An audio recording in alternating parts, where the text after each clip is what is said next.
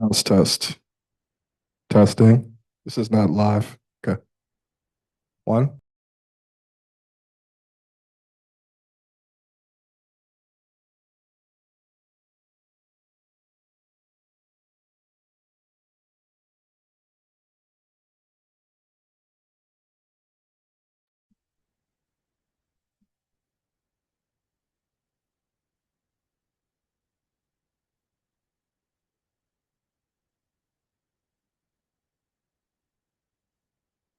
Do you want me to?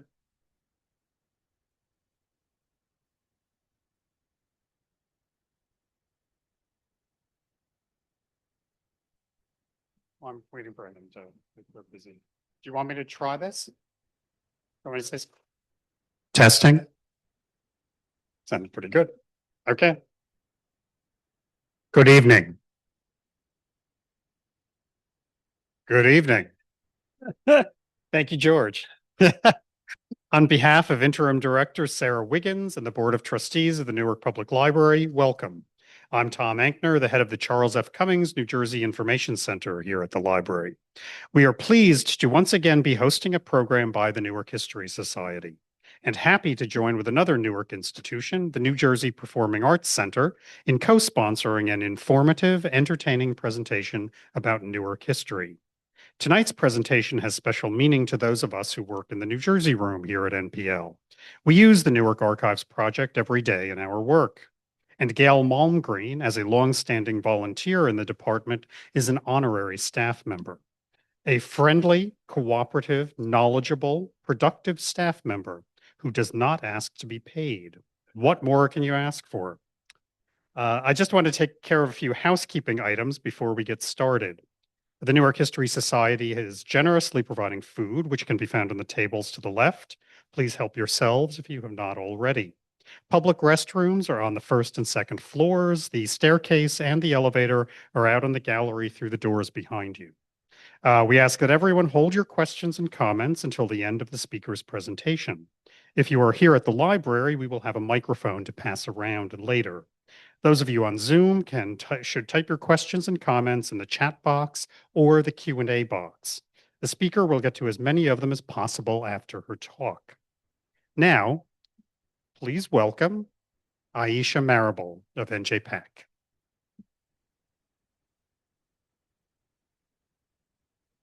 Thank you and good evening, everyone.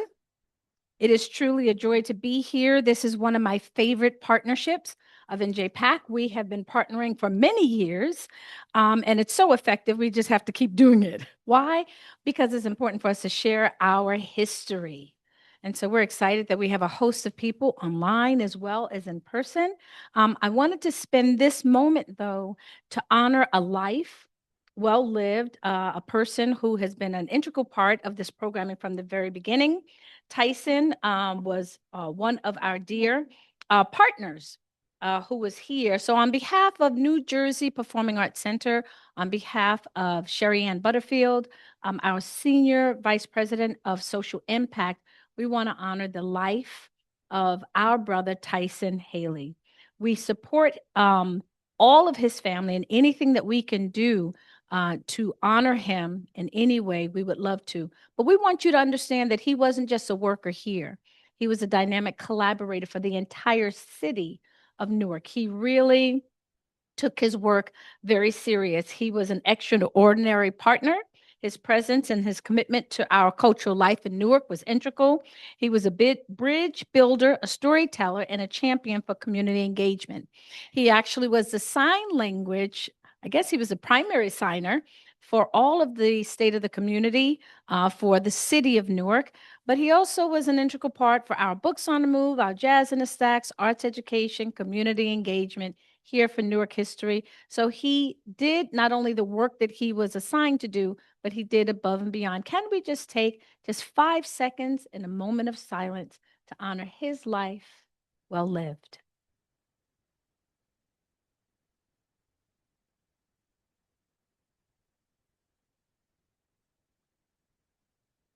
Thank you so much, and we look forward to hearing the conversation this evening.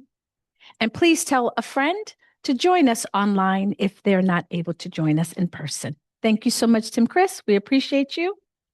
We honor you, and we celebrate you. Thank you. You're always the best. You got to tell people while you can, right? Thank you, Aisha. I do want to add that I worked so closely with Tyson on all of our programs, and he died quite suddenly just about 10 days ago. And those of us who worked with him are devastated. He was a good man and a joy to work with as we planned our History Society programs, and we'll miss his organizational skills and his extraordinary ability to bring people together. And we have more people coming in. I think we have at least 30 who have joined us via Zoom. I'm Tim Christ, president of the Newark History Society, and I want to thank you for joining us tonight, both in person and via Zoom. And this is great. We have people coming in. All sorts.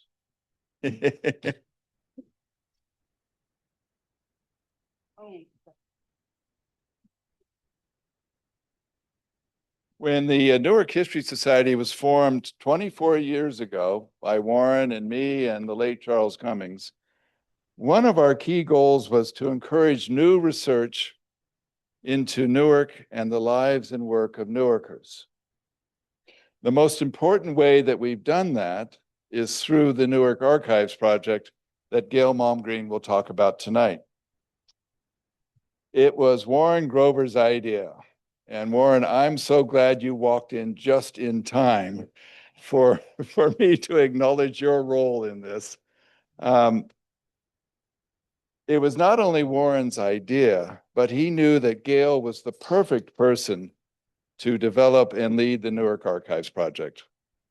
Gail is a PhD historian, a published author, and a remarkable archivist. She has insatiable curiosity on an astonishing range of topics and time periods, especially those related to Newark. During her career, she has been an associate editor of the project to publish the papers of Eugene Debs and Elizabeth Cady Stanton. She was the associate head of the Robert F. Wagner Labor Archives at NYU.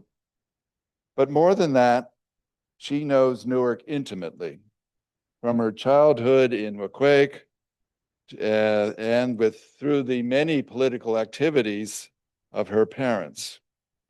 Over the past 15 years, she has created the extraordinary resource that is the Newark Archives Project database, and she has many stories to tell. Gail, tell us about the many faces of Newark. I can only try. I hope you can hear me. My voice is not terribly loud. All right, this doesn't seem to be working well. Slides, folks. I can start without slides, but the slides are not moving. No? There we are. Okay, they're moving now.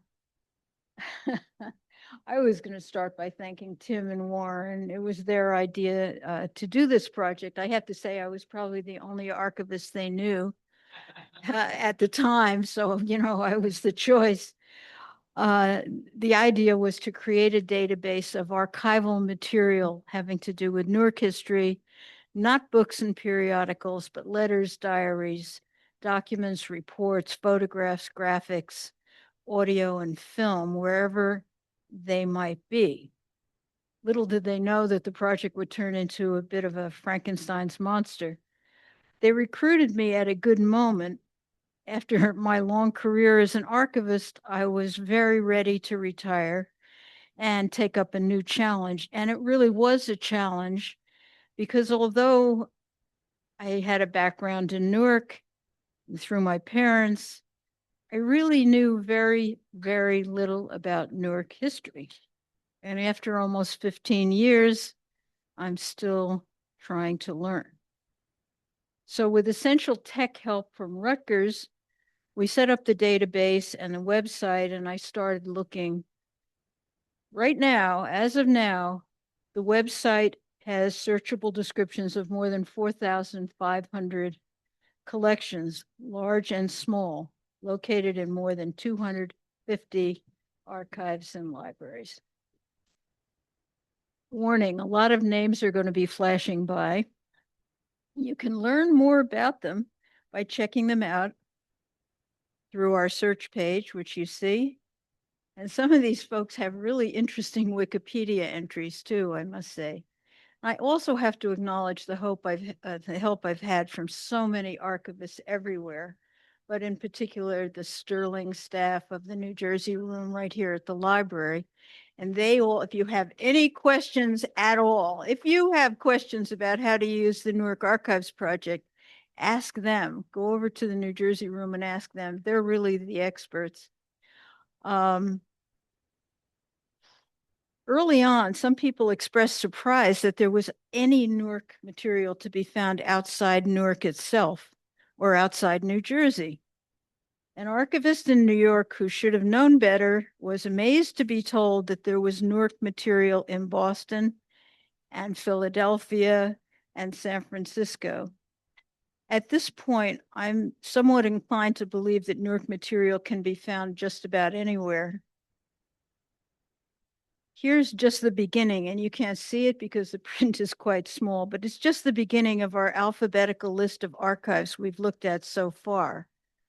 And I love them all, but I have my favorites. And one that shows up on the screen is the American Kennel Club Museum and Library of the Dog, Museum of the Dog. It's a terrific place. Nobody's heard of it. If you like dogs at all, go there. It's on Park Avenue, just below Grand Central Station, with beautiful paintings, a terrific gift shop, a very nice archivist. And you can see what I found there by just clicking next to their name on our website there. Another thing that would happen is I'd go around various places and people would ask me, what am I doing these days? And I'd say, I'm studying Newark. And I would usually get a vague smile and a nod. If I got a reply at all, the reply usually consisted of just 2 words.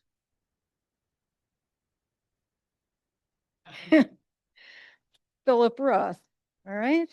Of course, you'd be surprised at how far afield in Europe and so on, people have all heard of Philip Roth. So much has been written about Roth, and he's told us so much about himself. Could there possibly be anything more to learn? Well, here's just one case of stumbling on something by pure chance. It happened at the Boston University Library and Archives. This is their main reading room, not the archives, which are actually pretty drab looking.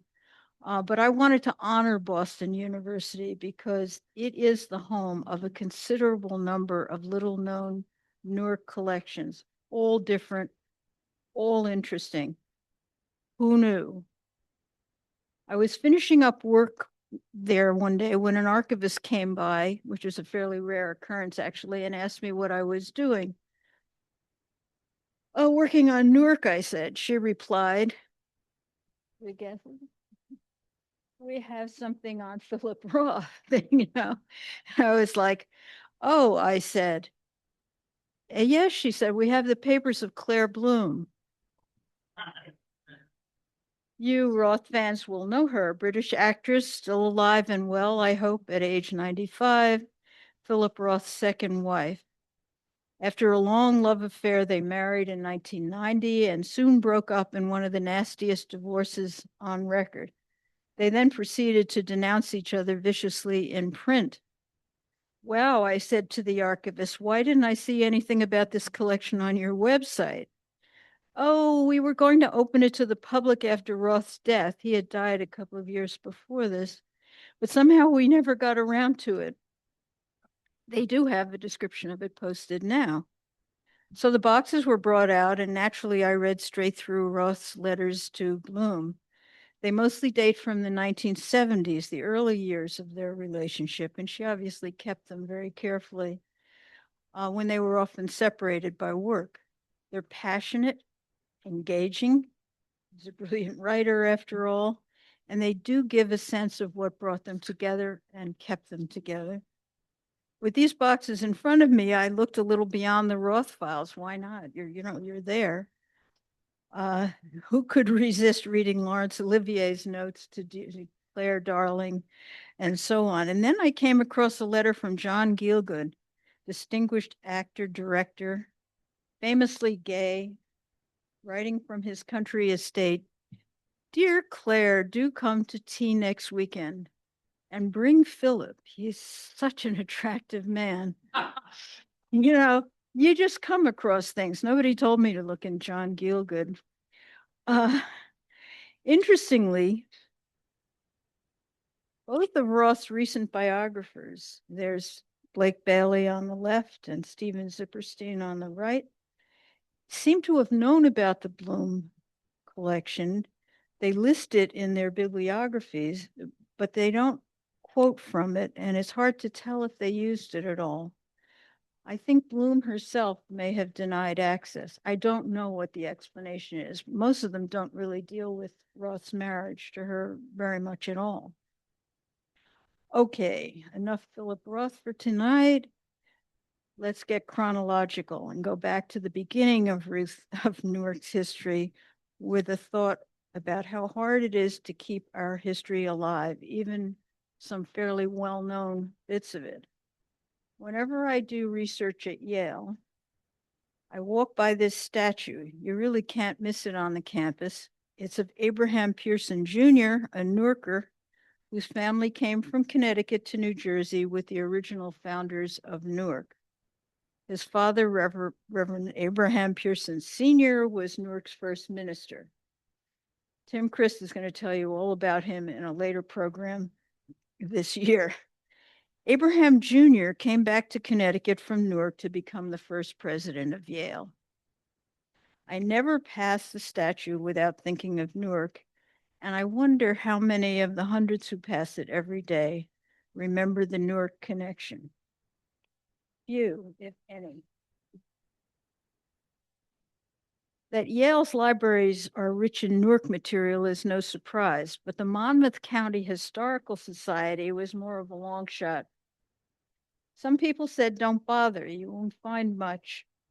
But I found some intriguing hints on their website and made the annoyingly long drive to Freehold to discover a lovely building, a wonderfully helpful archivist, and some very, very good stuff. I only have time for one item, rare, and so valuable to anyone interested in 18th century Newark. It's a ledger kept by a man called Robert Nichols, who ran a flourishing carpentry business in Newark from about 1760 to the early 1800s. He did all kinds of carpentry, indoor and outdoor, as well as furniture making. A ledger could really be quite boring, but this one is not. It's a window into Newark life before and during the Revolution. You'd be struck right away, for example, by how many coffins Nichols makes for infants and children. And he sometimes tells you who they were and how they died. What really caught my eye was a brief note on work done for Reverend Alexander McWhorter. It read, quote, "Making a bed for Reverend McWhorter's Negro." I knew quite a lot about McWhorter. He's an early graduate of Princeton when it was still the College of New Jersey, a highly respected pastor of Newark's First Presbyterian Church for many years, keen supporter of the Patriot cause, confidant of George Washington, an important patron of Newark Academy, and so on.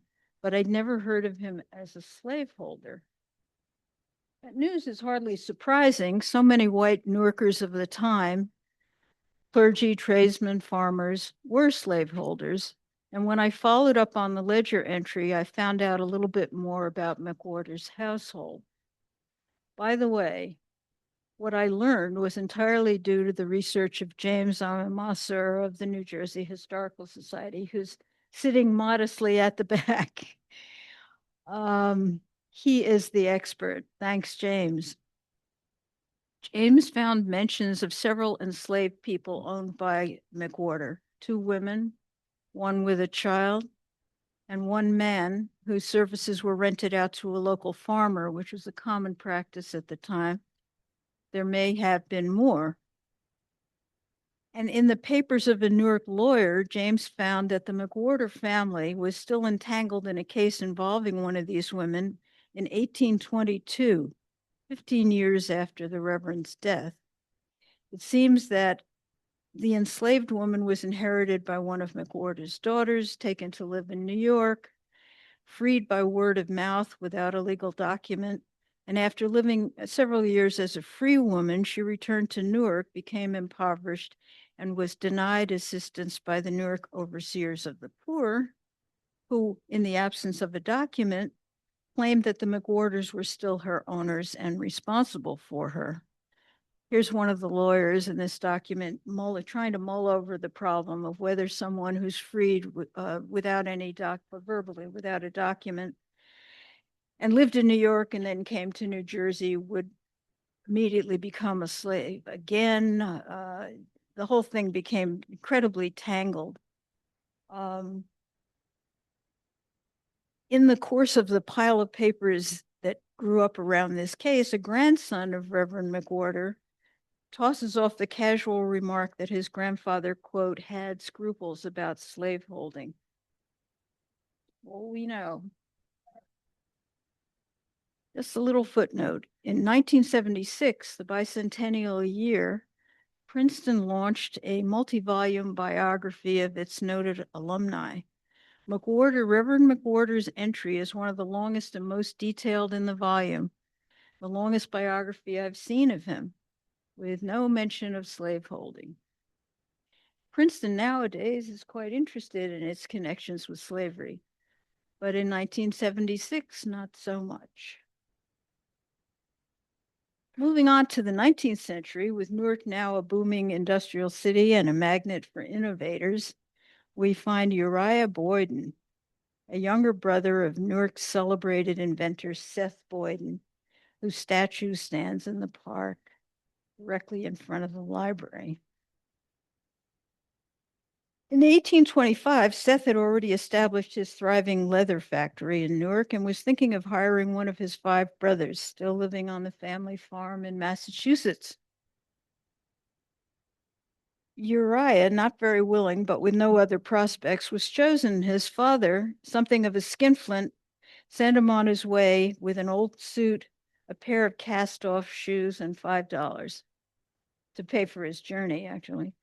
How do we know this? Because Uriah is an archivist's dream.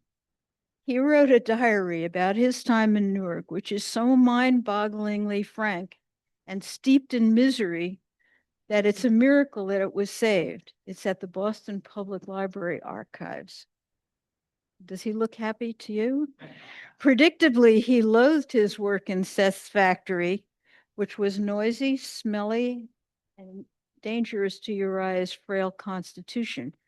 He also hated the crowded, dirty boarding house where he lived with a rough bunch of other young single workmen.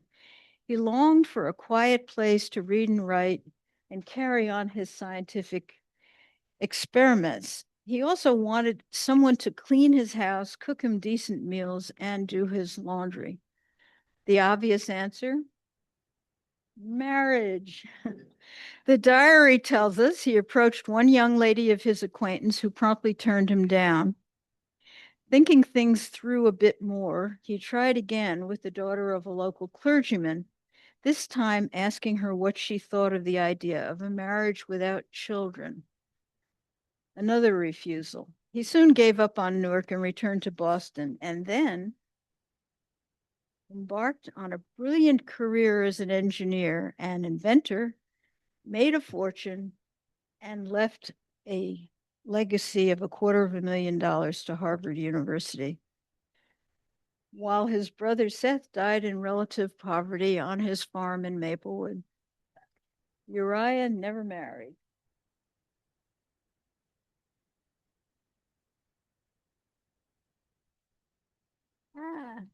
Pages. Here's a much happier man who greatly enjoyed the years he spent in Newark and who should be better known to us than he is.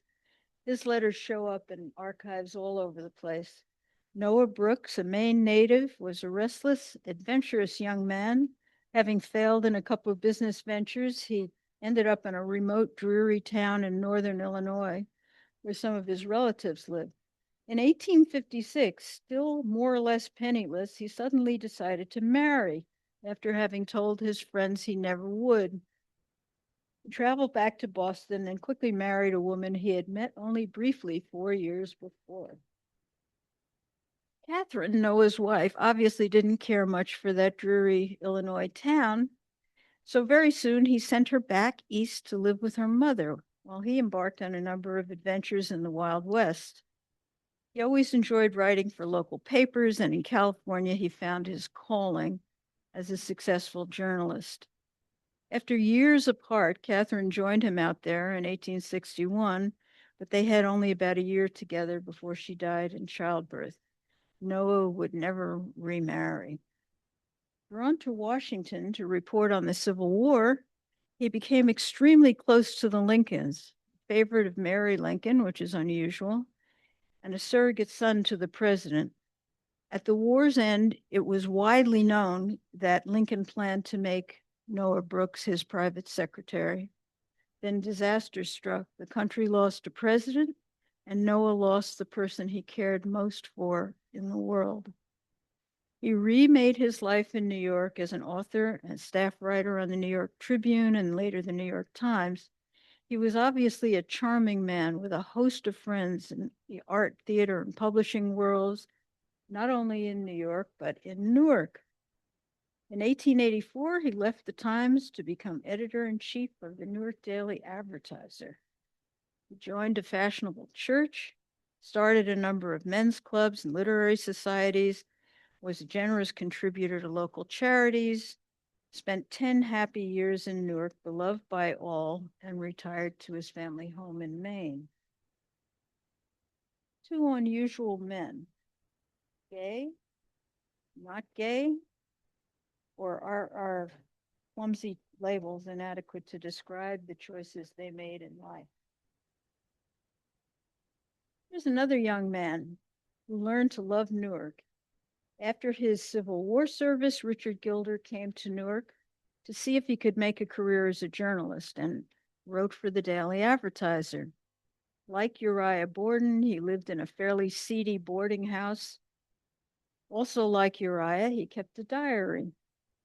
He wrote in it of coming down to breakfast on April 15th, 1865, to hear the shocking news of Lincoln's assassination, and to find a fellow boarder joking about it, so laughs all around. There had been plenty of Confederate sympathizers in Newark before the war, and obviously quite a few were still around in 1865. Gilder walked over to the Advertiser offices where he found one of the editors in, and he writes, "We wept together." Gilder was destined for fame as a writer, editor, and publisher, both in Newark and in New York. You can read a lot about him, but this is just a Gilder footnote and another episode of finding out about Newark by chance. In 2022, I was in London, where there was a lot of talk about an exciting exhibit at the National Gallery of Art, seen here. It was of the work of the great American painter Winslow Homer, whose Civil War scenes and seascapes were not well known in Britain. It was an unusual event for the National Gallery, which doesn't collect American painting and rarely displays it. In fact, it owns only 2 American paintings, one by a Newarker. Are you surprised? I'm not. Nothing surprises me about Newark anymore. That Newark painter is George Innes, raised in Newark and worked most of his life in Montclair. But back to Winslow Homer. I went to the exhibit and I was struck by this painting, which took up much of one wall. In the caption, I learned that it was of Helena de Kay, a name that somehow rang a bell. The caption told me that she was Winslow Homer's great love. Her rejection of him was a grievous blow, and he never married. There's a rose lying on the floor. I don't know if you can see it, which symbolizes his doomed love. But the painting expresses Winslow Homer's feelings, not hers. Less than a year later, she married Richard Gilder and came to live in Newark. It was a long and happy marriage. What can I tell you? You go everywhere, you're going to find out about Newark. And speaking of art, here's Cyrus Duran Chapman, born in Irvington, worked, taught, and had studios in Newark, one of them in the Prudential Building. He was a popular artist and a worthy successor to his uncle, the Hudson River School painter Asher Durand, who lived in Maplewood. Cyrus was a man of many talents, perhaps too many. On our website, he is described as a painter, illustrator, architect, writer, teacher, clubman, and medal-winning horseman. He loved commercial work, happily designing ads, calendars, and wonderful children's games. All of this can be seen in his collection here at the library. Later in life, he became fascinated by photography and concentrated on that. But he could paint. There are some watercolors in his collection here. Sorry for the fuzzy photos. I took them myself. There are 20 of these, and I'm very fond of them. The thing is, no, you can't see it. I'm sorry, you can't see it. I don't know what's wrong with this light, but they're 2 inches by 3 inches in size. They're all 2 inches by 3 inches. There are 20 of them, and we have no idea what they were made for. They're really quite beautiful, quite detailed, and so on. I hope the slides aren't going to always be like that. We just don't know what they were used for. They may have been some kind of collectible cards, like cigarette cards or something like that. But you can look at them in the New Jersey room and see what you think yourself. That was just for fun. But Newark has always been a city of art. And among its treasures are many murals, indoor and outdoor. For a long time, I've wished that the Newark History Society would do a program on murals of Newark. Here's an artist you may not know, not a Newarker, but his mural is here. I can't possibly do his biography justice. A talented artist from childhood in the Jim Crow South, then a professional football player and a good one, and much more. Check him out on Wikipedia. It's a cool biography. Here he is working on his Newark mural. And you can see it anytime in the main building of St. Benedict's Prep on Martin Luther King Boulevard. The photos from the St. Benedict's archives. And do you know there's a series of 7 murals on Black history and the life of Malcolm X by a Black artist from Newark on the campus of Dartmouth College, alma mater of John Cotton Dana, and many other Newarkers, Black and white. If you can't go to New Hampshire to see them, you can see them all and read about them online. Just look up Dartmouth Murals by Florian Jenkins. They're terrific.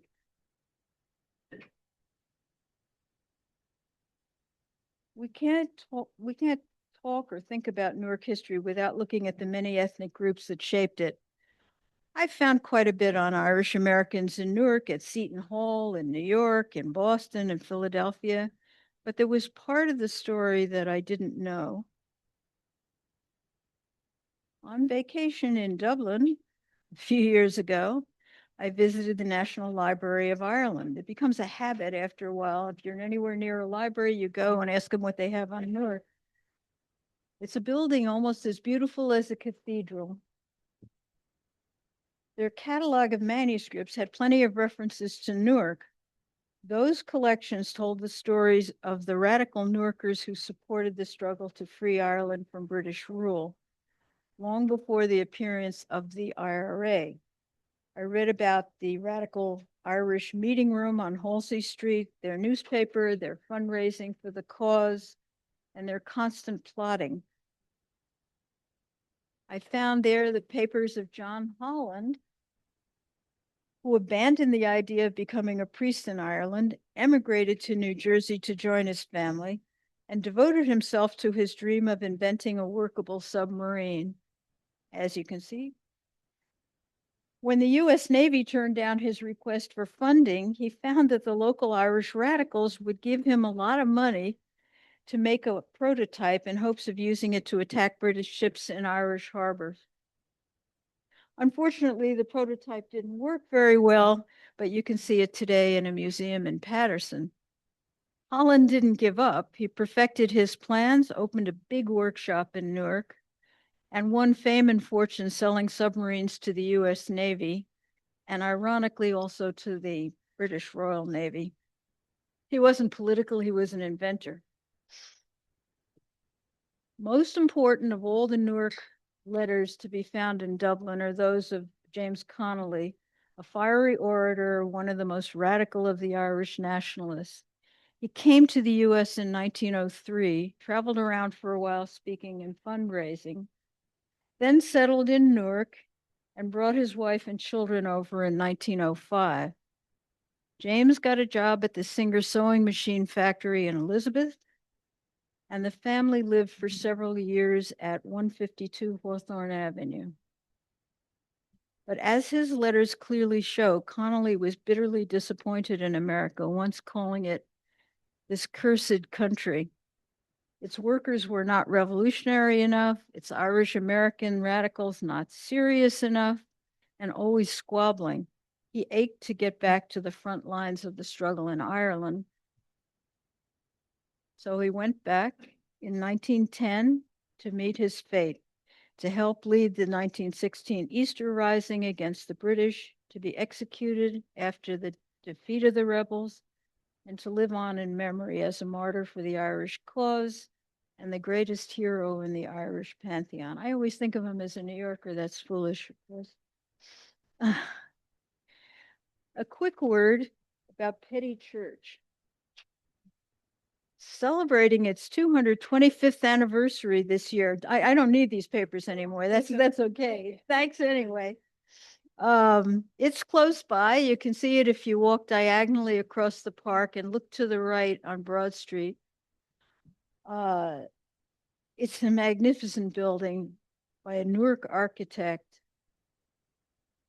with a huge dome and Tiffany windows and so much more. If you have never visited, you must, and you can. Joining Tom Ankner's tour on June 13th of 3 historic Newark churches. There are flyers for it on the table. When the church invited us in to look at its archives, we learned a lot. For one thing, I think they're the largest single church archive still in place in a church in Newark. It's a big archive, and it was full of intriguing items like this.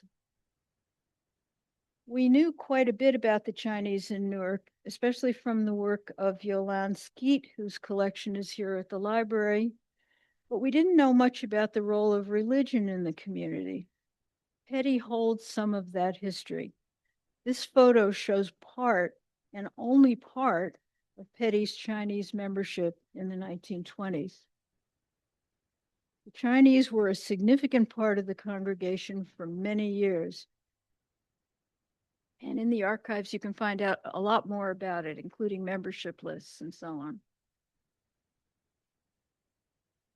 Would there be anything new about the Jewish history of Newark?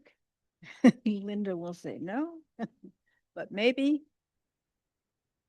How about the story of pioneering police officer Herman Cohn? Carefully documented year by year in his papers recently donated to the library. Cohn started as a patrolman in 1929, served in many divisions of the department, took as many training courses as he could, and slowly worked his way up the ranks. By no means easy for a Jewish officer in the early years.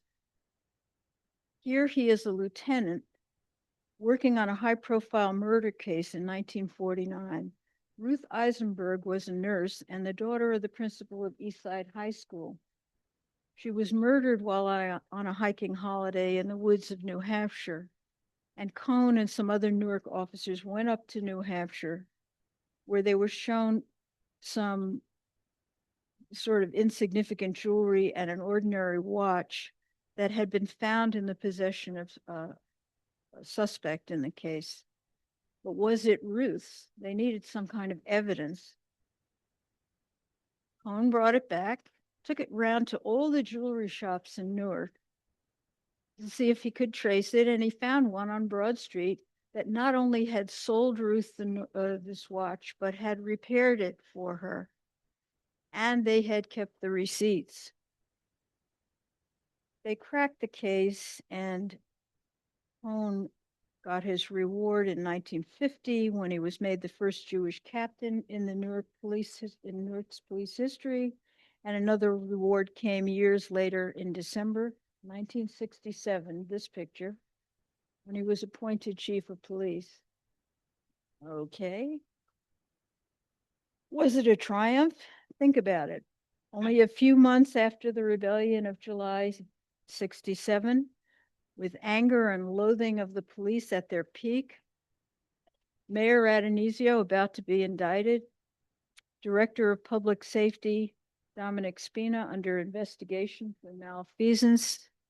It had to be something of a poison chalice, poison chalice.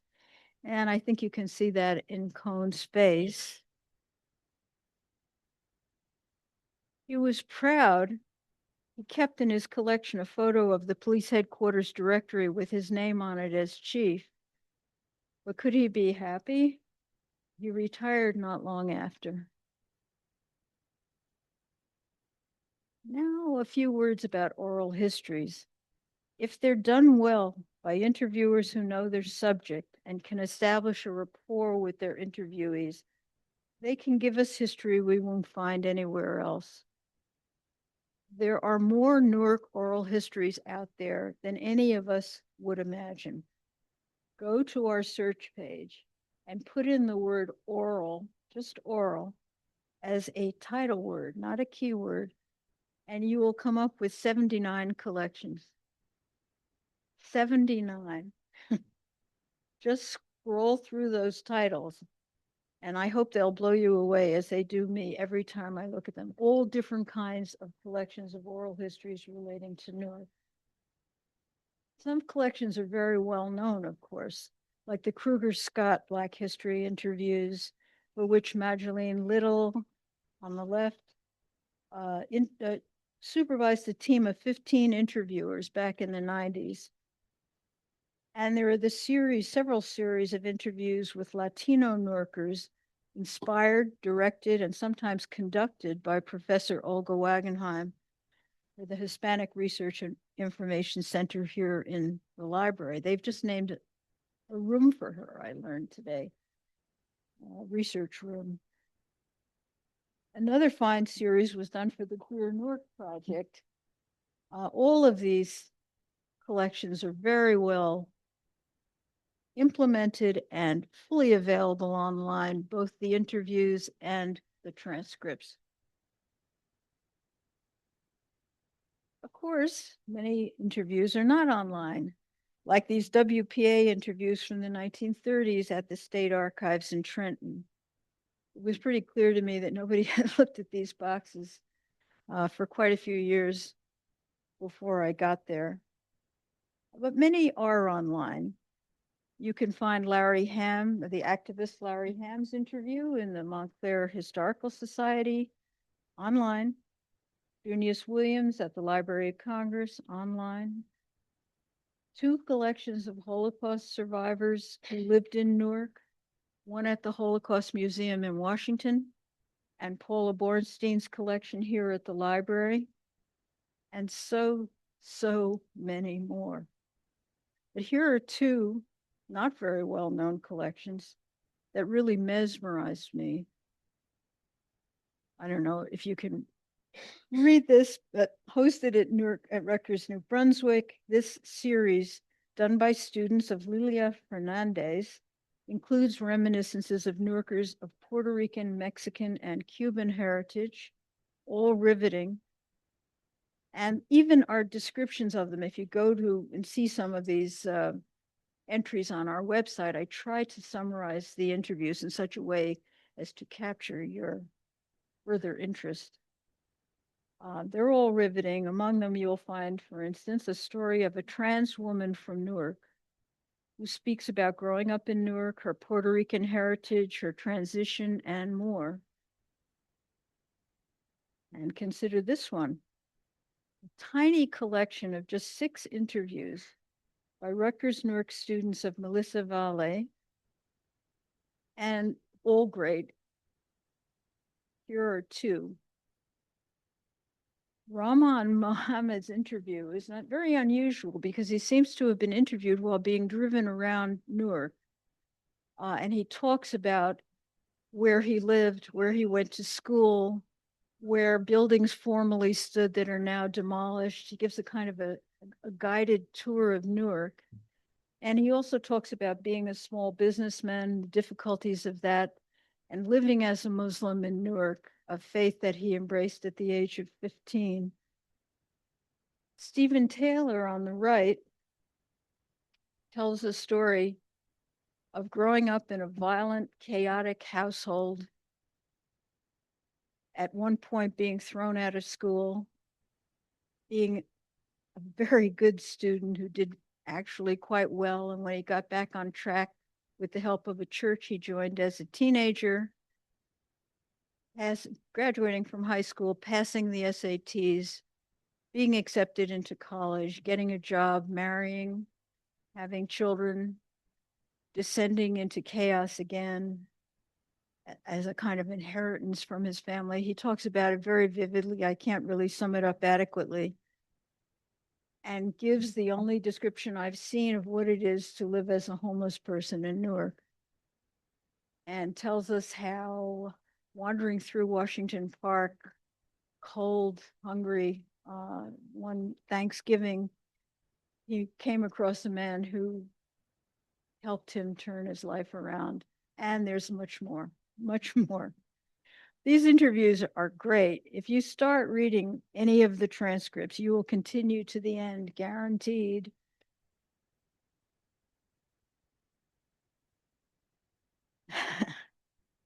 There are a few people in the audience who may remember Leslie Fiedler, son of Jewish immigrants, a proud graduate of Southside High School. And we learned from Leslie Fiedler that Weequahic was not the only high school of note in Newark. Not to forget my mother's alma mater, Barringer. He was a literary critic, longtime professor at the State University of New York at Buffalo. And unlike Philip Roth, grew up in a family that was seriously poor, which caused him some bitterness. And from his student days, he was deeply involved in radical politics, a commitment he kept all his life. His papers are by far the richest collection at Boston University. We're back in Boston. With many thick files of letters from lifelong friends, some of them fellow students from Southside, who scattered throughout the country, and some had very successful careers in Hollywood as academics and so on.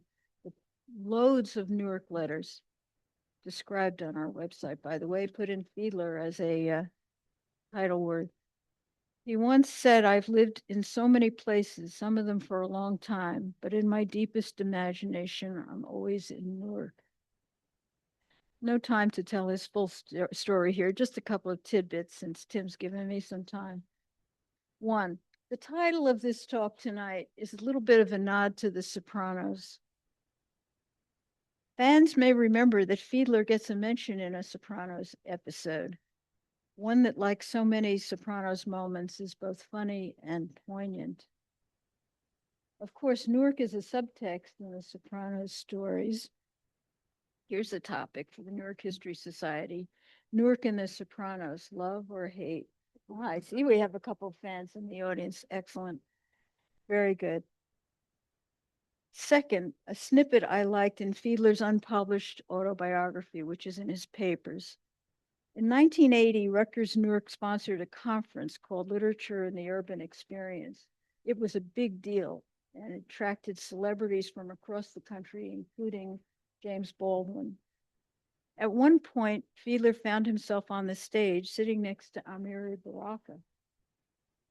They got chatting, and they realized that they were the only two participants in the conference who were actually Newarkers. They chatted further and realized that both of their mothers were in the audience.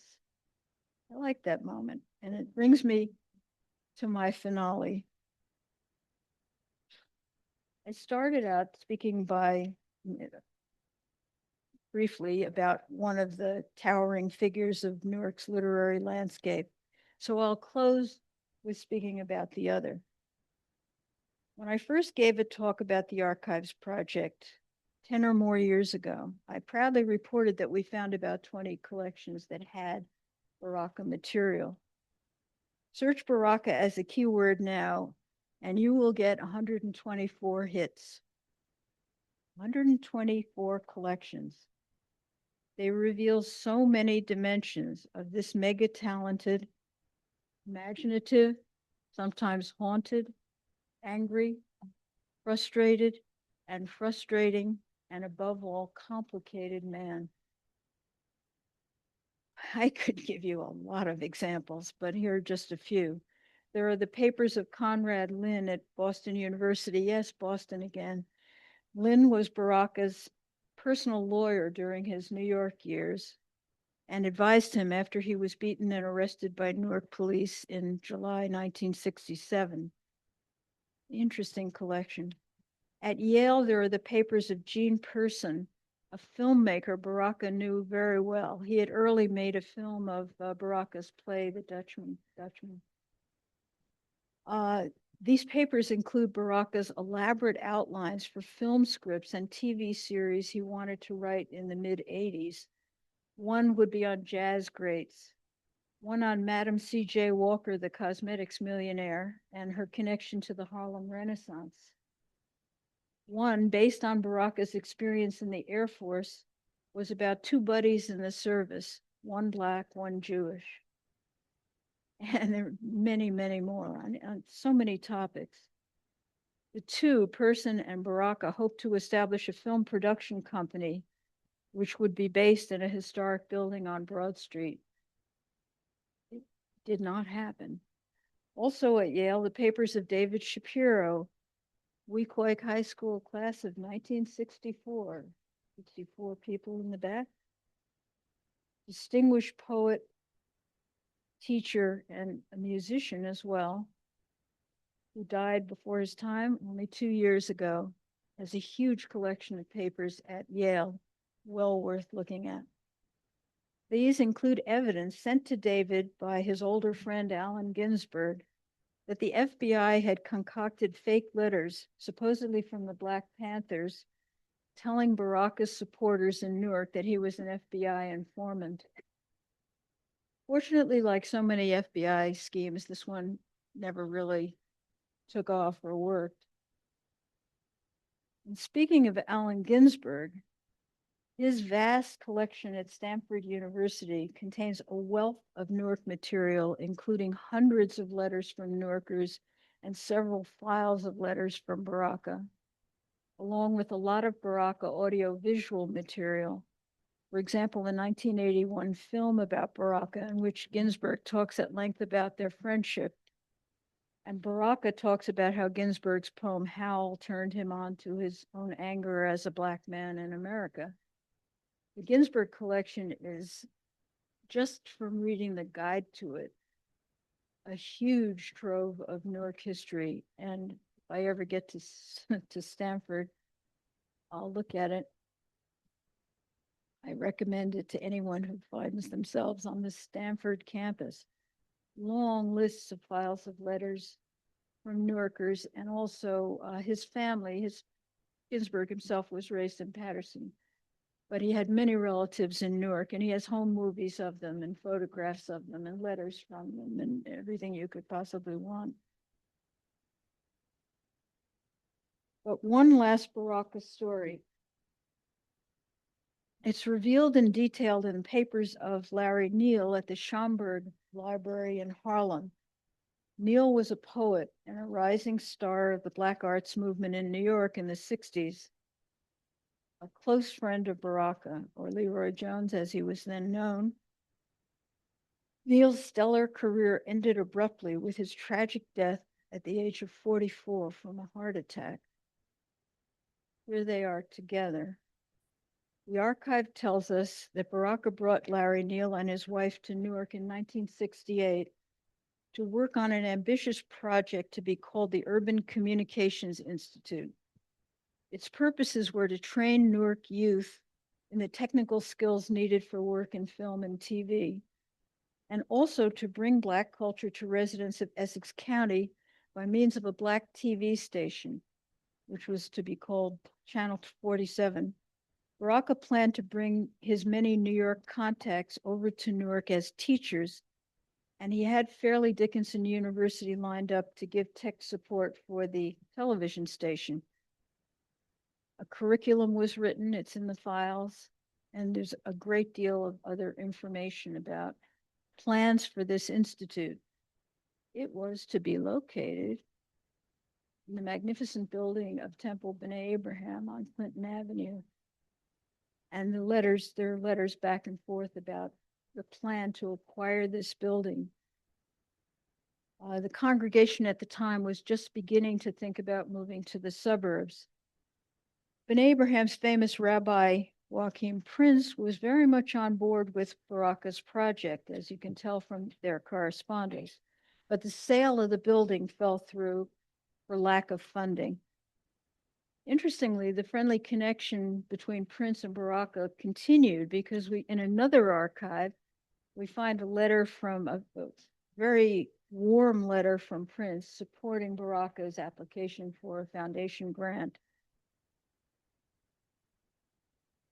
Baraka is someone we all know, right? Well, we'll know of him a whole lot better when someone looks at all these sources and produces the serious, deeply researched biography he deserves. Believe me, I could go on and on. After 15 years, I can only say that this project will never be finished. All we can do is keep on looking. And since Tim's given me the time, I just want to add on a little confession. We will never know everything we want to know about history. So many of these discoveries in the archives raise more questions than they answer. I'm wondering if many of you, like me, have wished you could sit down with your grandparents, or for young people, great-grandparents, and ask them all the questions that you never thought to ask when you were young. I have to say, I get very involved with these people, and in almost every case, what I would really love would be to be able to sit down with them and ask them some of the questions that the archives have raised in my mind. If only we could do that. But all we can do is keep on looking.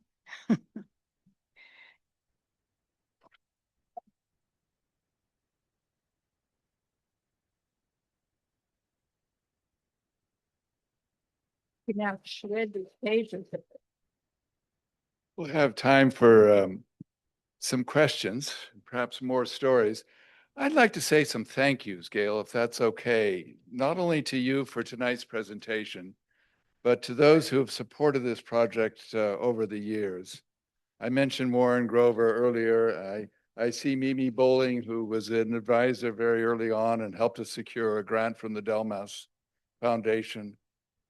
Some of you have helped us with our proposals to the New Jersey Historical Commission, who have funded us off and on over the years. I think we got a COVID grant through the New Jersey Committee for the Council for the Humanities at one point. But most of all, the ongoing continuing support has come from those of you who are members of the Newark History Society. Your dues and additional contributions have provided the support to say, Gail, go back to Boston University and see what else you can find. It sounds like we may need to get a trip out to Stanford. But thank you to each of you who is a member for your support, many of you for 24 years. And we do ask for your continuing support because you can see the contribution that we are making to scholars now and into the future by gathering and doing this, this work now. Tom has a microphone if someone would like to ask a question. Yeah, and Ed, did Katie Stein leave? I need to log into you have it? I want to see if there are any questions online. You know, as an example, somebody's going to write that biography of Baraka. Someone who would never go to the 124 collections that might have one letter or one file or something like that. But and so they'd never find that material. They will find it by looking on our website and perhaps writing to the archivist and getting a copy of that file. In other words, what we're doing is telling people where things are. And since I have the freedom to wander around and just ask people, what do you have about Newark? I can do what many researchers really cannot do. You know, the other thing that I'm proud of about the project is that we found, and Tom and Vanessa, the archivist here, can I think endorse this. We've managed to attract some people by our website who have stuff to donate. And we direct them to the place where they can best donate those materials. And that's something I really am proud of and care about. Some of the stuff I described wasn't there last year, you know. So the more the better. What can we say? Any questions? Yeah, where do you hope to go next? Answer that and then we'll go there. You know, like back to Trenton. Trenton is Trenton is, you know, I could say the gifts that keeps on giving, but it's really difficult. It has so much. And back to Washington, which is another bottomless pit of many things, but archives as well. I don't have a question, but I have a What statement. can I tell you? My dream, there's more stuff in Dublin, a lot. I know there is that I haven't seen. No, there's so much more to do. I could say that I have a list of leads, that is archives that I think we should take a look at that we haven't looked at. That's almost as long as the list that we have on the website. Dream, it's all a dream, you know. Thank you. Dr. Wagenheim is supposed to be here, not this Saturday, but the next one. I was a student of hers, and I was one of the helping founders of the Puerto Rican archives. And so at that time, we used to say, what is it worth it, right? So all of you, I would encourage you to donate your papers to the archives, to the Newark Archives Project, because as a student, when you're researching a community, a passport, an airplane ticket, photographs, all that helps the student create that image of what's going on. And so it's very valuable. And I'm so happy that I was part of that. Yes. You're And so right. my husband here, he donated his papers. He was a Black Panther, or I guess once a Black Panther, always a Black Panther. He donated his papers to the Newark Library. So in case any young man wants to, or any person wants to do research on the Newark Black Panthers, they will be able to find newspapers, articles. My name is Gloria Montealegre. His name is Adno Smith. Yeah, And by the way, through these doors in another week, the New Jersey Hispanic Research and Information Center will be opened, and including in the corner over there, the Hispanic archives that you helped start and that Dr. Wagenheim was so instrumental in gathering. And this will be a Spanish language and English language research center for the Hispanic community in New Jersey. It's by far the largest archive related to the Hispanics in New Jersey. I just wanted to add to the fact you had mentioned Rabbi Prince. He was an aide to Martin Luther King. And that building, has a bit of a history to it too, because I actually lived across the street from it when an evangelistic group bought the building, and they replaced all the glass windows, and there was massive crowds that came there because the glass reflected the cross. So the evangelist group built up their congregation based on the fact that it must be a blessed event, because the crosses appeared in all the windows. Well, I think it was a marketing tactic. Anyway.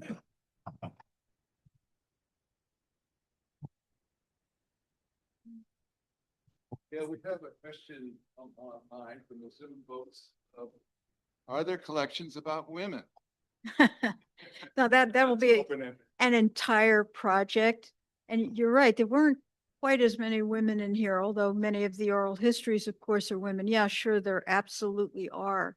And women's history is one of the subject headings on our search page. Just hit that to get, a couple of hundred collections emphasizing women.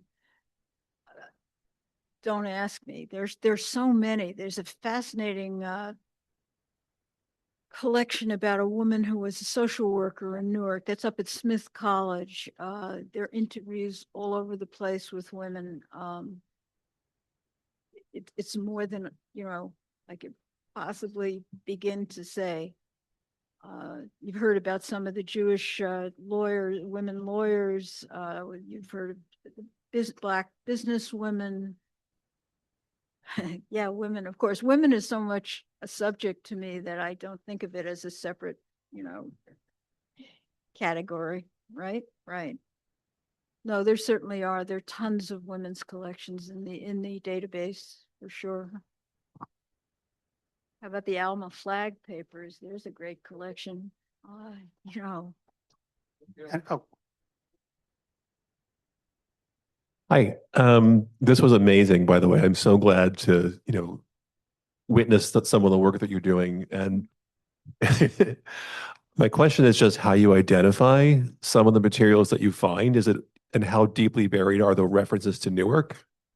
Well, the problem is, we're so very dependent on the cataloging of archivists like Vanessa in the back. If there's not good cataloging, the chances are not great that you're going to find this stuff.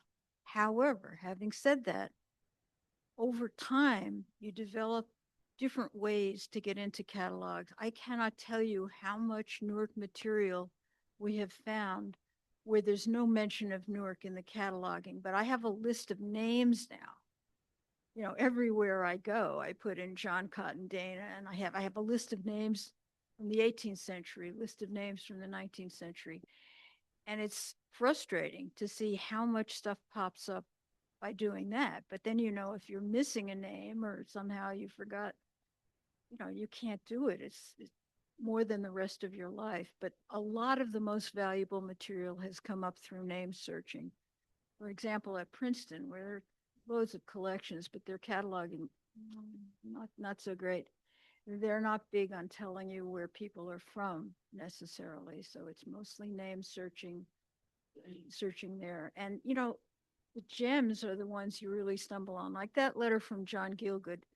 Finding mentions of Newark buried in documents, you're not going to do unless the document is extremely well digitized, or you're just lucky.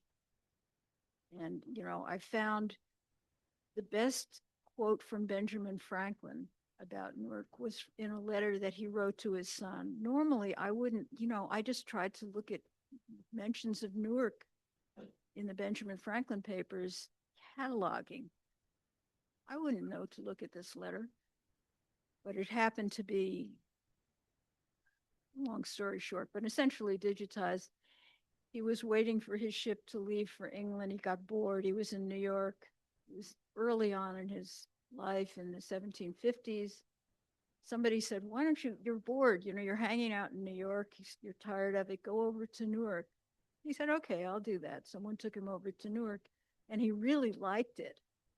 He said it was beautiful, full of gardens, and, enjoyed seeing it. And he had heard that there were some really interesting iron mines in the area that he wanted to learn more about. But it was in a letter to his son.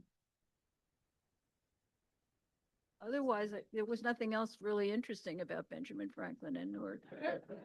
So, pure luck, absolute luck. So, Gail, thank you. And perhaps you'll stay around for a few extra minutes. Thank you so much.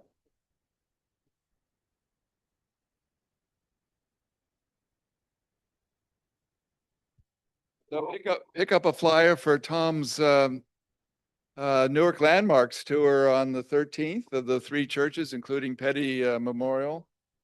And you'll hear about our programs in the fall through emails. Thank you.